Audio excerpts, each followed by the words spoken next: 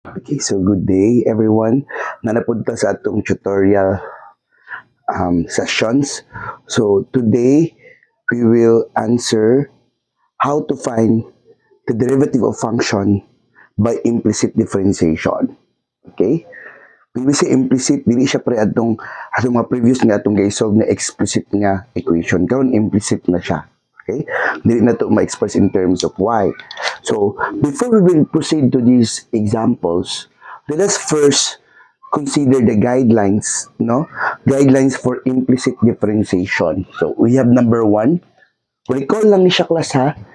Differentiate both sides of the equation with respect to x.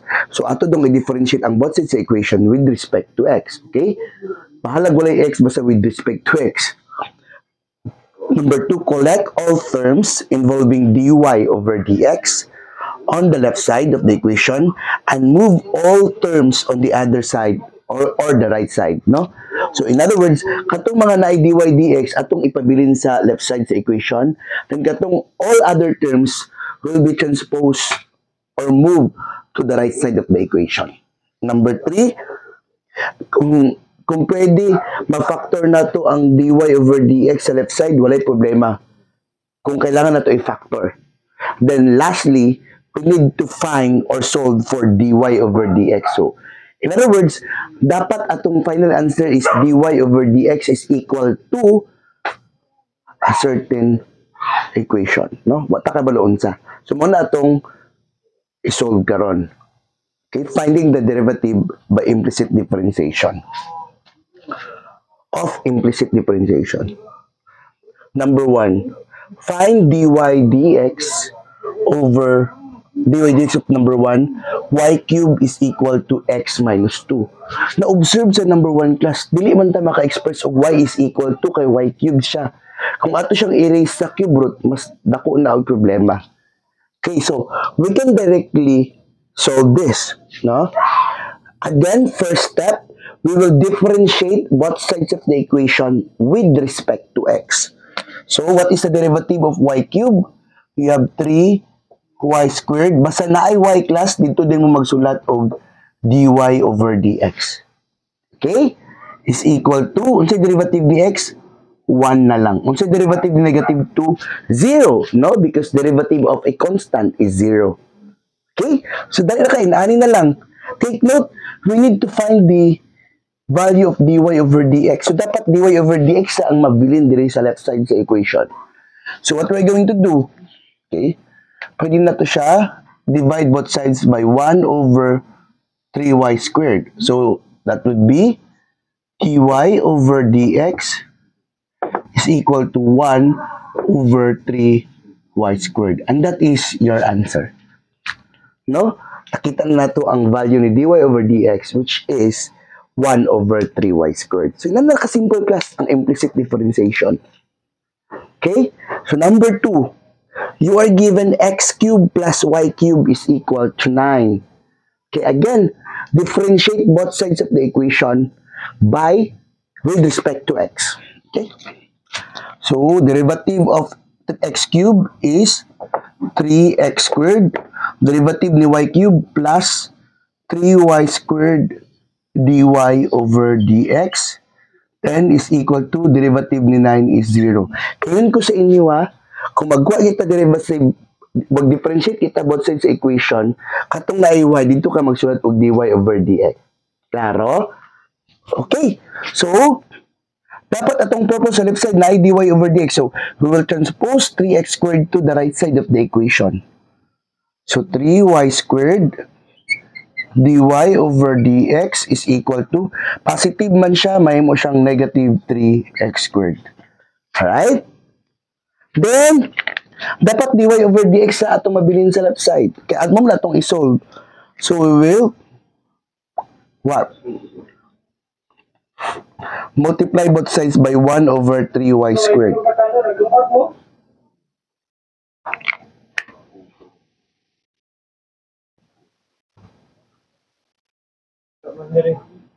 Then, what is left? Dy dx is equal to 3y squared. Then, find the common. We cancel 3. So, it follows that dy over dx is just equal to negative x squared over y squared. Okay? Inana ka-simple ang implicit differentiation. Okay. Number 3. Example number 3. 1 over x plus 1 over y is equal to 1. So, find its derivative. So, this is still an example of implicit differentiation. So, we can rewrite this as, first, we will rewrite this. Okay? So, this 1 over x is equivalent to x to the power of negative 1 plus 1 over y is equivalent to y to the power of negative 1 is equal to 0. Okay? Ato lang ipangsakat ang denominator. So, nahin mo siyang negative yung power. Then, aya pa rin ta mag-differentiate. So, we will differentiate both sides of the equation with respect to x. Okay? So, what is the derivative of x to the power of negative 1? So, negative x to the power of negative 2. Kaya mag-minus 1 man ta sa power. Correct?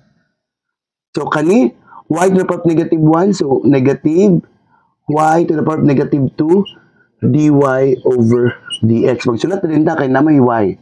Then is equal to 0. Okay? 1 pala dyan sa taas. Because derivative of 1 is 0. Okay?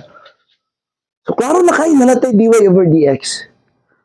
So, what we're going to do, we will transpose negative x to the power of negative 2 dito sa right side. So, this becomes negative y to the power of negative 2 dy over dx is equal to x to the power of negative 2. So, na ang negative, hindi mo siyang positive because we transpose that to the right side. Okay? So, padayon ta. Now, we will divide both sides by negative y over negative 2. Pwede na po tayong multiply na lang. Okay, para dili lain tanawon. Multiply by 1 over negative y to the power of negative 2. So, what is left?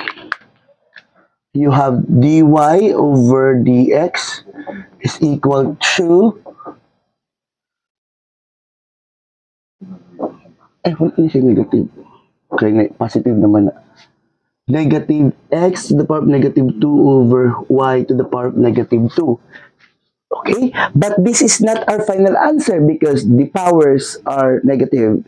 So what we're going to do, interchange na to, y squared, negative y squared over x squared. So that's the answer.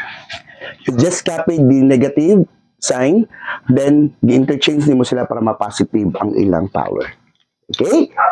That's example number 3. So simple kayo. Number 4. This is example number 4. Okay? Find the derivative of x cubed plus y cubed is equal to 8xy. Now, observe the right side of the equation. No? 8xy. So, the product of xy. So, what we're going to do, differentiate again. First step, differentiate both sides of the equation with respect to x. So, this becomes, the derivative of 3x cubed is 3x squared plus derivative ni y cubed is 3y squared dy over dx is equal to 8. Then, product of xy. So, u dv plus v du. No? Kay product man. So, your x here, your u here is x, your v is y. So, unsa derivative ni x? du is 1. Derivative ni dv ni y is dy over dx. No? So, u is x, dv is dy over dx plus our v is y times derivative ni du is 1. Okay? u dv plus v du. Because there is a product on the right side of the equation. Okay, padayon ta. So, you have here 3x squared plus 3y squared dy over dx distribute 8x dy over dx plus 8y, no? Ato lang i-distribute si 8. Then, next step, igrupo na to ng naay mga dy over dx. So, igrupo na to dito sa left side. So, 3y squared dy over dx minus 8x dy over dx. Kani siya itong gibalin sa left side. Kaya naman siya dy over dx is equal to, we copy 8y minus na din siya 3x squared. Ma-minus siya kaya ito man siya ibalin sa right side. Can you follow? Then, factor. Okay, pareha man sila na dy dx. So, you have here 3y squared minus 8x times dy over dx. Ito nang i-factor is equal to 8y minus 3x squared. Diba? Take note that we are after for the value of dy over dx. So, dapat sa left side of the equation, dy over dx ang mabilin. Okay? So, you have here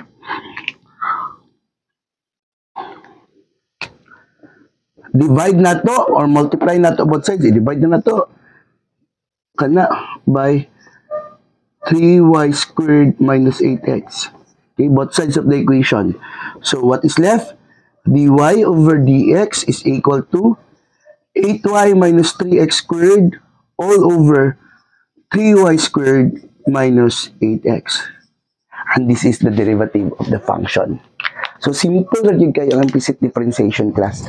Daghang salamat sa mga nag-subscribe o nag-like, nag-follow po sa akong Facebook page na math tutorial. I hope nakatabang ni sa inyo, labi na katong nag-take o differential calculus. Daghang salamat and good day!